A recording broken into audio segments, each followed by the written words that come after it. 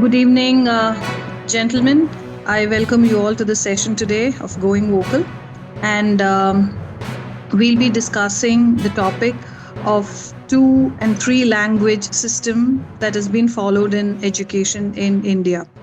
So I would like to welcome Mr. Anupam, Mr. Hemant, and Mr. Suresh to share their thoughts on this topic. And to set the stage on, I would like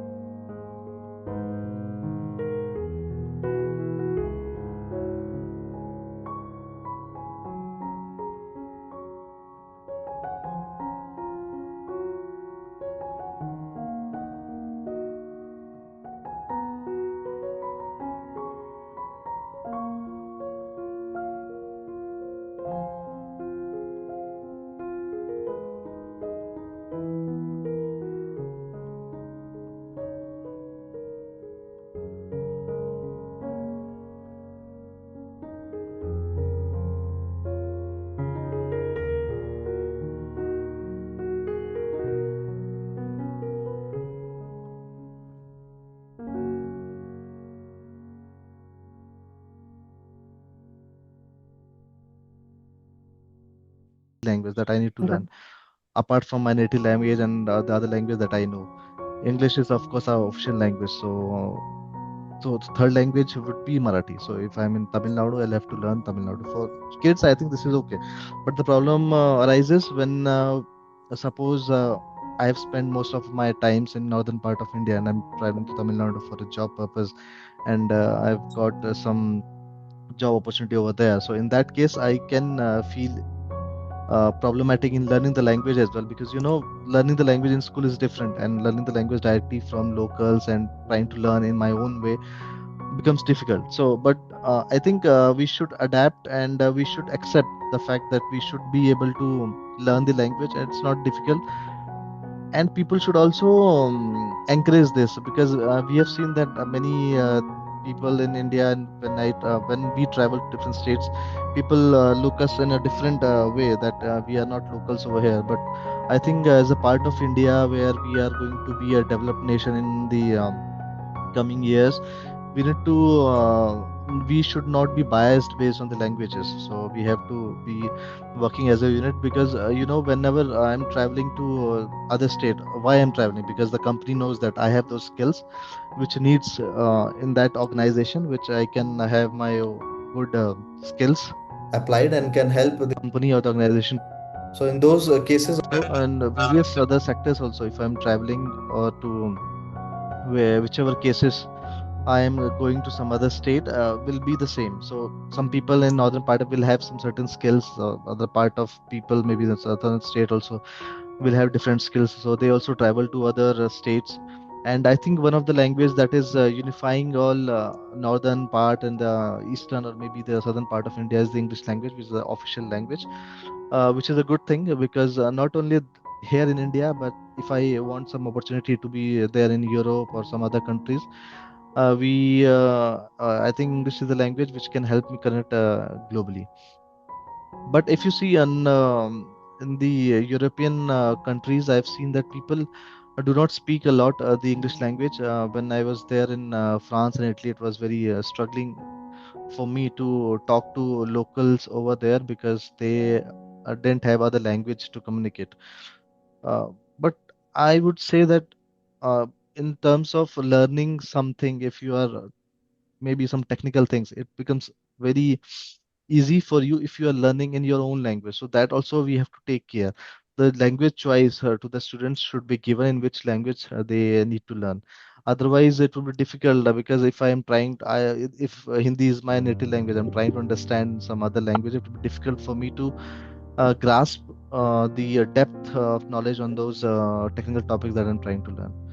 So this is what I feel, Vandana, is on this. That's a very very fresh thought, I would say, rather a very matured thought on how tolerant we can be. Because today, India, when you see that the borders are pretty much uh, getting erased when you're traveling across the country, irrespective of the state and language. So I would actually like to ask our next panelist, Mr. Hemant, if as a state, how can we be more tolerant towards the flow of talent that comes from, like what Anupam mentioned, a person traveling from all the way from Punjab to Chennai or to Kerala or Cochin. In terms of, I would say the driver here is the IT sector, but still, let's not limit to that. But as a state, or as individual states, how can we embrace and how can we be a little more tolerant and have things in place where uh, people don't who travel into a country, into a state, who don't feel very hostile, they feel more acceptable in terms of in the other country or in the other state, sorry, in terms of the language element. At least, what do you think a state as such can help or do to probably promote that kind of a tolerance, where we know that the state itself is probably the cause of the problem, but still, if we can think of I would like to hear a little bit on that from you, if you could share. Yeah. So thank you, Vandana. And yes, actually, this I don't think this three language formula is an imposition. Actually, learning languages, psychologists prove that more languages you learn, it improves your cognitive skills. And especially in India, it is an opportunity for us to mingle with other people and learn their culture. And then, finally, the purpose of life is to learn other cultures. So, as far as your question is concerned, yes, for instance, for example, let us take North Indian coming to Kerala as a tourist. So, definitely, you cannot expect him to learn Malayalam or know Malayalam overnight. So the ideal way would be for naturally. So when they come here, they will be interacting with the locals. So they would like to know the way to proceed to a particular place.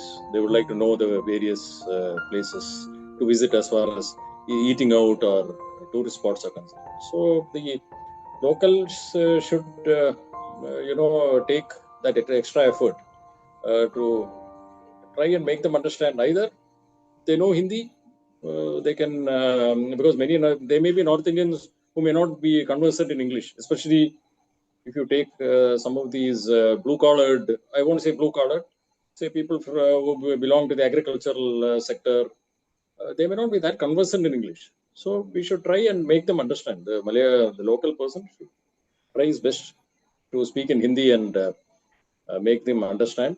Similarly, I would say that the people who come from other states, who come to, say, Kerala, let us take Kerala, say from North India or any other state, they should also learn. They should take this as an opportunity. Of course, it's not going to be easy to learn Malayalam or Tamil or whatever other language which is alien to them, but at least they can learn a few words so that, they can just, for instance, they want to ask something that maybe it may be in their own accent, but they can at least try to, yes, because I will tell you one thing, for instance, when I went to China for a training program, this was about 6 years back. So there actually the English speaking they are not very fluent in English. Many of the Chinese are not fluent in English. But my managing director, who was with me, who was a frequent traveler, I found that he had made some efforts to learn basic Chinese. That is, where to go, what do I get, and all those things. So such kind of, it's always a two-way thing. Yes, language. So there's nothing very imposing. I think, for instance, I will just take just 2 minutes. For instance, Tamil Nadu itself, I find it quite strange. Of course, Tamil Nadu has got its own culture and it's a very old language and all that. There's no doubt about it, even Kannada. But if you take, for instance, because I am in sales, I frequently travel to Tamil Nadu also.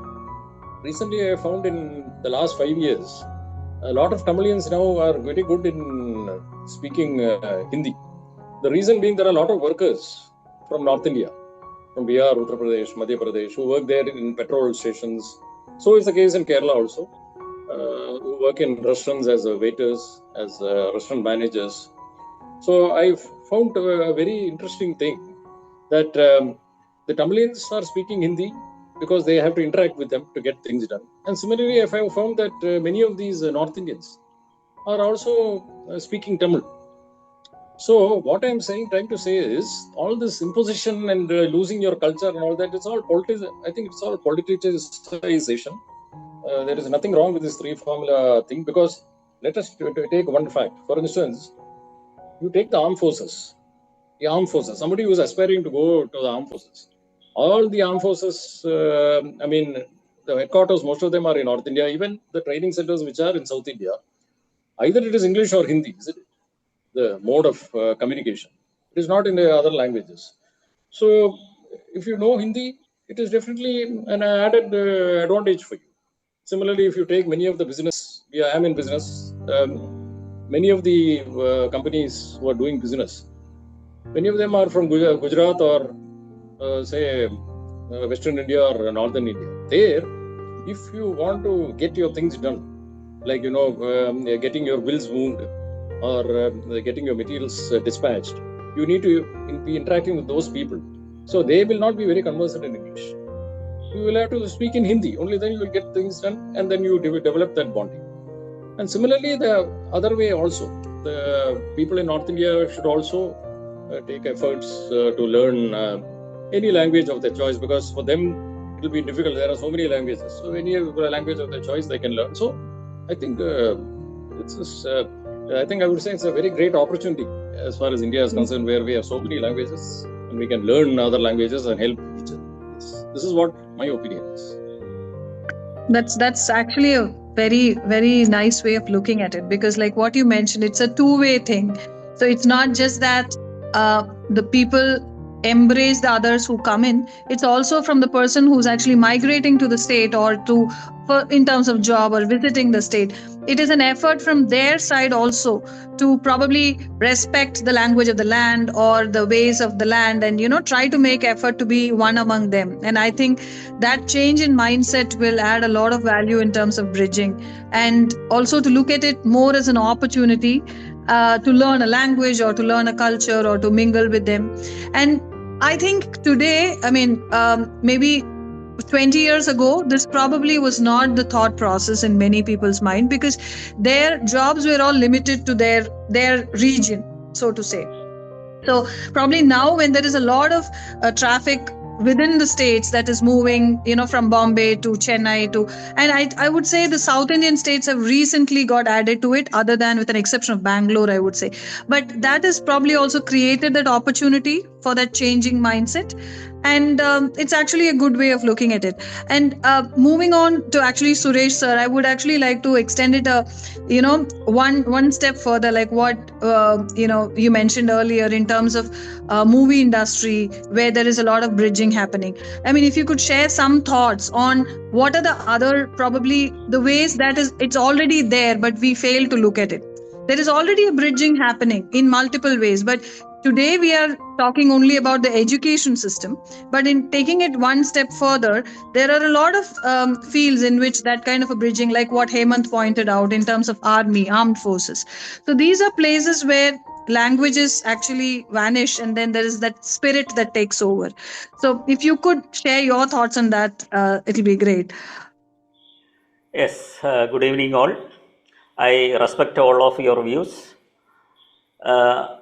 First of all, I want to say that language is a tool for communication. It is not for rivalry. So, if you know more languages, as you all said, it is an advantage. If you learn not only Indian languages, if you learn German or French, and if you happen to go to Germany or France, it is an added what you call advantage. So the perspective should be like that. I think A.R. Rahman is a Tamilian, but he had composed many Hindi music in Hindi languages also, and even in Malayalam also. He composed Malayalam. He directed. What is the right word? Director or composed Hindi songs and also Malayalam songs. Similarly, Kamala Hassan has acted in so many Hindi movies. So also Vaijayanthimala, Wahida Rahman, Sridevi. So those are from Tamil Nadu. So they there is the scope for money and fame also. If you confine to Tamil Nadu or Kerala, your fame will be confined to these states only. But if you act or sing in Hindi, you will get a pan-India image. It is a fact that the Tamil is popular in Singapore, Malaysia, Sri Lanka also. But population-wise, Hindi is spoken more than Tamil or any other language. As I said earlier, even in Uttar Pradesh, you can adopt three-language formula. Apart from Hindi and English, you can introduce Urdu also, in Kashmir also.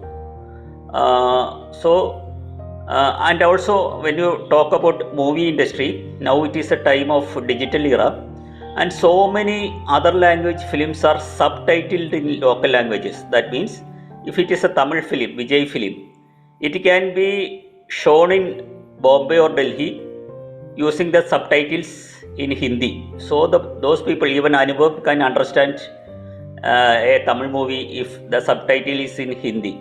Similarly, I do translation work, but I know only English and Malayalam. So if those from Tamil Nadu knows Hindi and he wants to work as a translator, it is a good opportunity for them. And movie industry is one among them. So many Hindi movies are dubbed or subtitled into Tamil, Malayalam or Telugu and vice versa. I think up to 1970s, you may not be familiar with our Malayalam actors like Satyan, Prem Nasir, Madhu in Delhi or Bombay. But if you look at now, the names of Mohanlal, Mammootty, Suresh Gopi are familiar in North India also. And actors like Rajinikanth, Kamal Haasan, Vijay are popular in North India also. Yes, except for MGR or NTR, who were chief ministers, other actors were from the Malayalam or Tamil industry were not popular in North India. But the situation has changed. So there is no language barrier. If Anubhav wants to watch a Malayalam movie or a Tamil movie, he can easily understand if it is subtitled in Hindi. So language is also an opportunity for those from other those for non-native speakers. Yeah, as far as Tamil politicians are concerned, they are exploiting the what do you call the Hindi anti-Hindi propaganda among the Tamil people.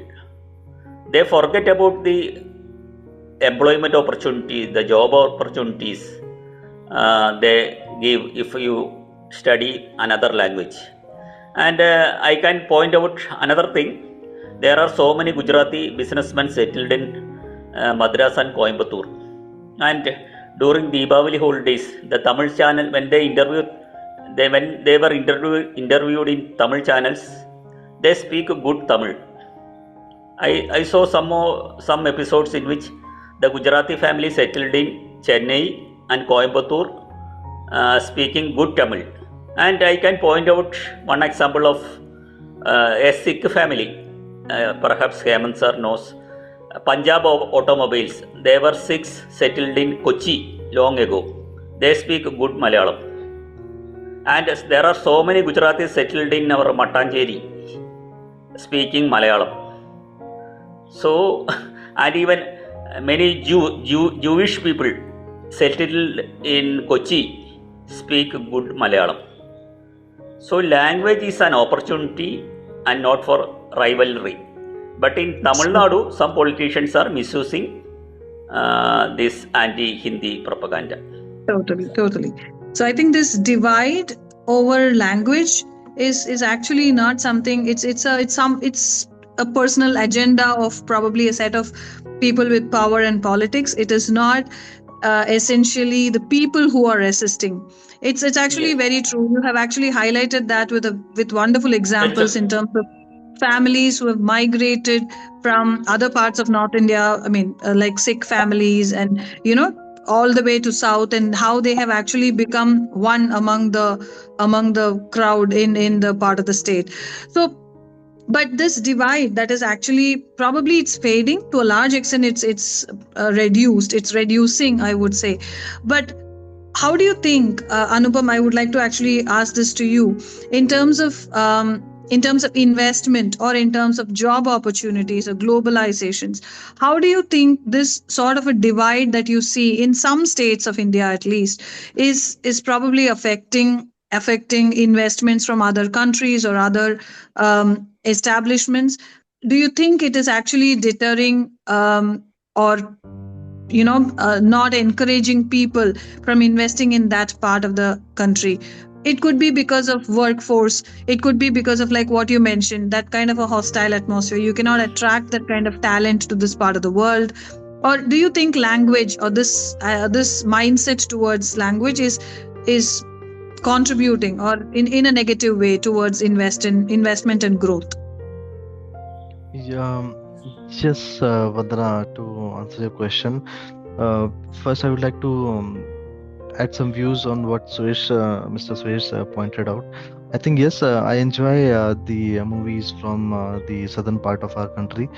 I think a very famous movie recently was the Pushpa, the Allu Arjun movie, which has a huge fan base in northern part of India as well. So and with the dubbing of the movie in the Hindi language, it was really one of the key efforts to globalize that movie, and it did very well in the Hindi speaking areas as well in the northern part of India. So yes, technology is playing its own role, and like you said, on the investment parts, if we have these differences amongst our own states, it will have impact in the global economy as well, because the investors from other part of the world will also see that the language problem is there, and if we have that problem, better not to invest, because going forward, if there are some policy changes by the government saying that no, we should not be working with the people who do not know our language, it will be difficult for the investors also to invest. But I think this is just politically driven. As part of the investments, I see a lot of investments are happening from the multinational companies in India, in many states in India, and I do not see a problem. This is a problem which is of national politically motivated, because when there are some elections that are soon going to happen, these things arises, and I think it's just for a short span of time. Otherwise, if you think as an intellectual level or a private MNC level, they understand that we have to have a global um, investment platform where people can work together and they can have the right way to manage their company's growth. So they will find parts in India where it is easily accessible, maybe the through ports, or maybe through good connectivity through air, through flights, or the shipping.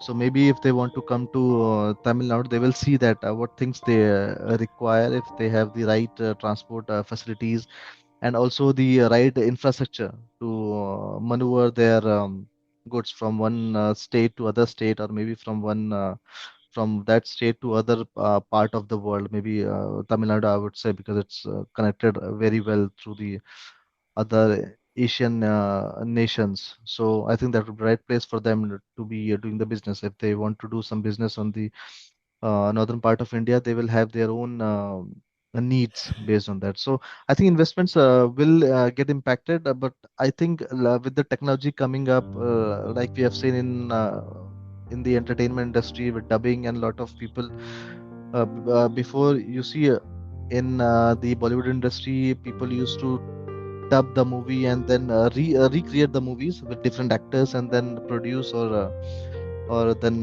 release them in the northern part of India with the other language. But now we have the facilities, we can directly dub the movie in the actual language, maybe Hindi, or maybe in Gujarati, or the native language which people want to see.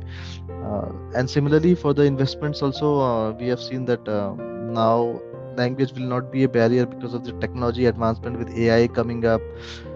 We can have the technology where I'm speaking certain language. Maybe if I'm speaking in English, and at your end you will have a device which would literally convert it into own language, maybe in Hindi language or whatever language that you are comfortable with.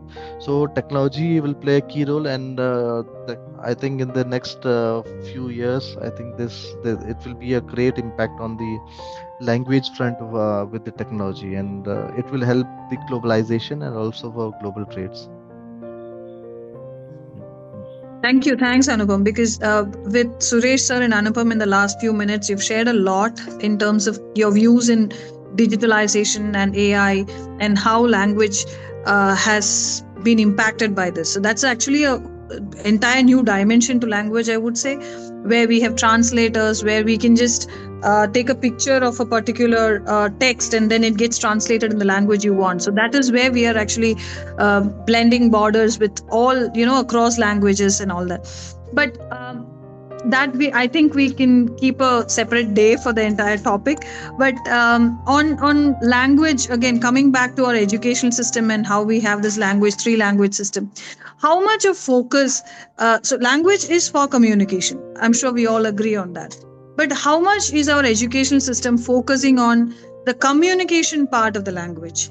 So I would say, why I'm actually throwing this question to the panel is, I see a lot of uh, youth who are educated in an English medium school, or maybe even whatever medium it could be in terms of education. But despite learning English language for 12 years or 10 years plus, they get into spoken English courses, where I would say our language is not, our education system is not focused enough on creating the communication aspect, or addressing the communication aspect of language. So if I'm learning Hindi for 10 years, I should be able to speak in Hindi very fluently, because language at the end of the day is for communication. Of course, there are people who take language to a different level with doing research and writing and being a poet and all of that. But for any layman, how focused is our education system in to the communication side? I mean, how are we addressing that effectively? If actually, Suresh sir or Hemant sir, if you could actually share your thoughts on that. Is our educational system addressing the communication aspect of it well enough? Yeah, okay. Well, actually, the power is down here in my apartment, so that's why I look like a ghost. Okay. Okay. Yeah, yeah. Yes, it's already 10-15 minutes now. Yeah, it's actually a good question, Vandana. Actually, the communication part is not enough focus is not given. Very sorry to say, because even if you take English, I mean, we all study English up to 12th, then after that engineering or whatever course we do. So any language, whether it is Hindi or even the local language, the communication part, that there is more to be done. In fact, there is more to be done on that aspect, even right from the school level, because we are basing our education. Our base education system is still based on marks, isn't it? I mean, we still conduct the exams, and it's all based on marks. Of course, now I think grading system has been introduced, like A plus and A and all that. But even then, it's like how much of marks you have scored in exam. So the other parts of communication, the practical part, is not touched upon, isn't it? So that there's a lot to be done as far as that is concerned in all languages, not only English but also the other local languages. So there it has to change from the school level itself. From the school, in the school level, theory plus practical. I would say 30 to 40% theory and 60% practical. Practical orientation, practical mode of teaching has to be adopted. So by the time they come out and finish their 10th and then their plus 2, they become good communicators, which will help them in not many ways. Not only in getting admission but also in cultural integration. With this 3-language formula, if you adopt the practical orientation, that will also actually help the students coming out to integrate very easily, isn't it? So somebody from Kerala who gets in IIT Kanpur, if he becomes a good communicator in Hindi, he'll be very easily be able to integrate, go there and mingle and get adjusted. So practical orientation, the communication part, yes, it has more has to be done as far as this aspect is concerned. Thank you, Hemant sir. Suresh sir, would you like to add to it, because we are almost coming to the close Yes, of the yes. podcast? Yes. As you said, unlike other languages, English is a phonogram-based language. As you know, the phonetic aspect has great importance in English, and our education system didn't give much importance to the spoken aspect, the phonetic aspect of English. But now the curriculum, the syllabus has changed a lot. Even there are BA and MA English courses giving importance to communication. BA English Literature and Communication, MA English Literature and Communication. In all other Indian languages, I don't think there is no such phonetic aspect. There are no grammar rules as in English. So the education system has to change, giving more importance to the practical aspect of speaking English. In this regard, I want to add one thing.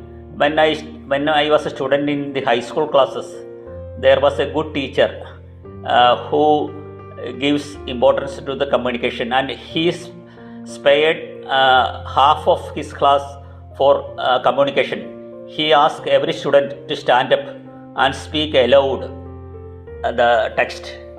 So that is a good way of communication. And now with the advent of electronic era, digital era, you can practice yourself at home or office. If you want to better your communication, you can record your speech and listen later.